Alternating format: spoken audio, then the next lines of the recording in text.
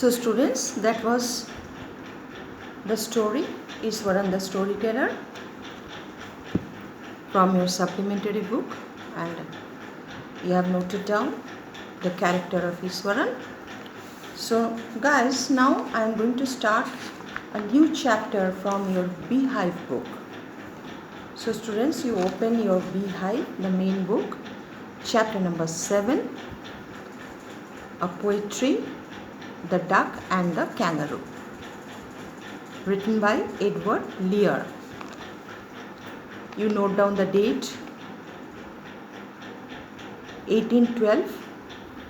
He was born in 1812 and died in 1888.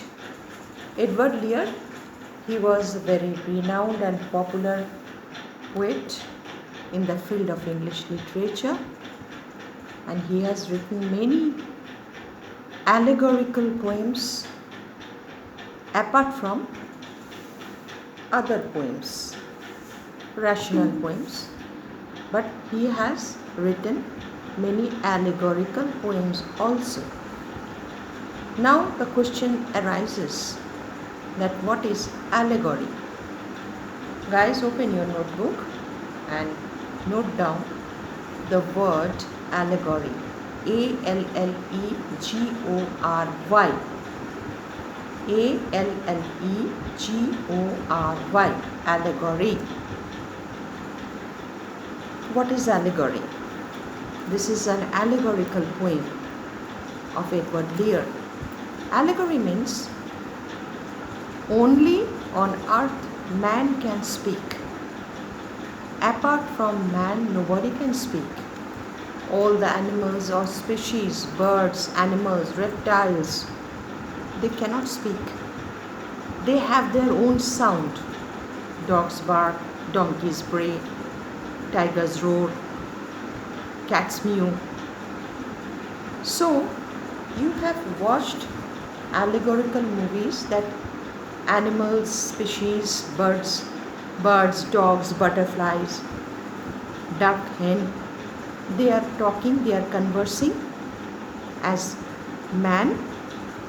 They are expressing their views and opinions through language. That means just like man. That is called allegory. So here also two characters, those are presented by the poet in the poem. They are a duck and a kangaroo. So the poem starts with the scene. There is a pond and a duck lives in the pond, and also a kangaroo. He does not live in the pond. Kangaroo, whole day he hops here and there in front of the duck, and duck,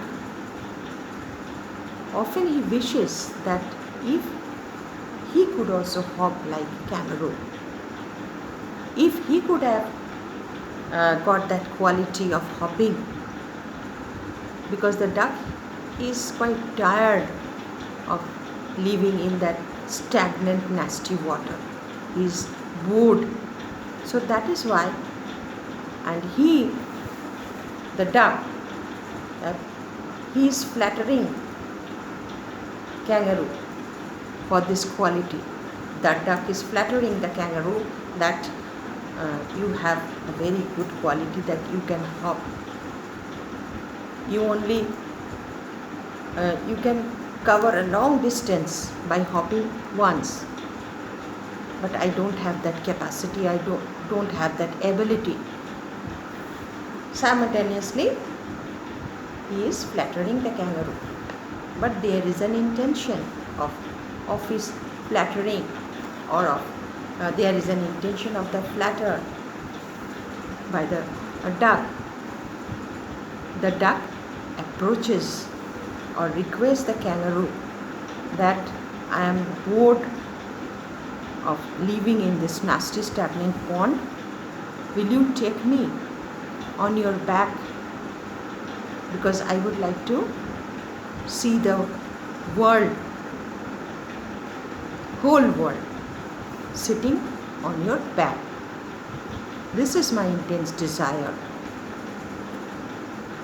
and I will not disturb you. When I will sit on your back, I will not disturb you. I will not move. I will sit steady. But the kangaroo is thinking. Kangaroo now, he places a condition before the duck. He says, okay, I will take you and on my back, and we both will take round of the world. You will enjoy. I will take. I do agree. But there is a condition. If you say that I should talk to you frankly, I should talk to you, that means honestly or frankly. So let me say that when you will sit on my back, because of your feet, your feet always, it is filled with moisture because you stay in water. So it is damp and cold also. So that is why I will also, I may catch cold and cough because you will sit on my back. So that is why I may catch cold and cough. I will start sneezing. That is the thing, frankly, honestly, I am telling you. So the duck, he says that okay, I have an option.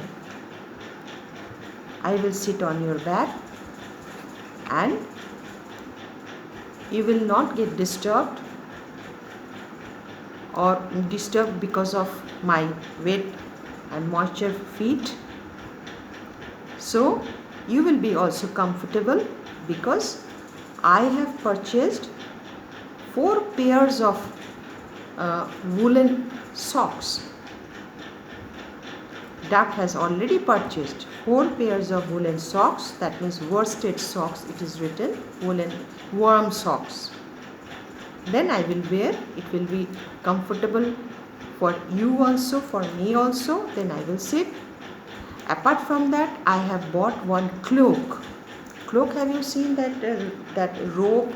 Usually in the medieval period, the kings or emperors, the royal families, that means the men of the royal families, they used to wear the cloak, long cloak behind, and there is a ribbon around the neck, that is called cloak. So the duck says that I have bought a cloak also to protect myself from cold and to keep myself warm, and if I will be warm or I will become warm, then you will be also comfortable. You will not catch cold. So to protect myself from cold, I have purchased cigar and I will smoke cigar. Every day a cigar. Every day one cigar I will smoke. So we both will keep ourselves warm. Then kangaroo agrees with the proposal of the duck, the suggestions of the duck. Then in the moonlight night, one day, a moonlight night, they start their journey. But kangaroo, he suggests duck to sit at the extreme bottom, that means on the tail of the kangaroo. On the tail of the kangaroo, so that the duck can maintain the balance. So the kangaroo suggests you will sit at the extreme bottom. Then you can maintain the balance. You will be safe and you can maintain the balance. Whatever kangaroo suggested and advised, duck he followed. And on a moonlight night, It was moonlight. They started their journey. They enjoyed a lot, and 3 times they took round for 3 times of the entire world. After that, the kangaroo, he drops the duck. In the end, that means in the concluding part of the poem, the poet asks one question to the readers, that who is happy today? Who is happy amongst the two, kangaroo or duck? So that is the content of the poem, guys. So today only you read the poem. I have read before you. No, I have not read before you. I am going to read before you.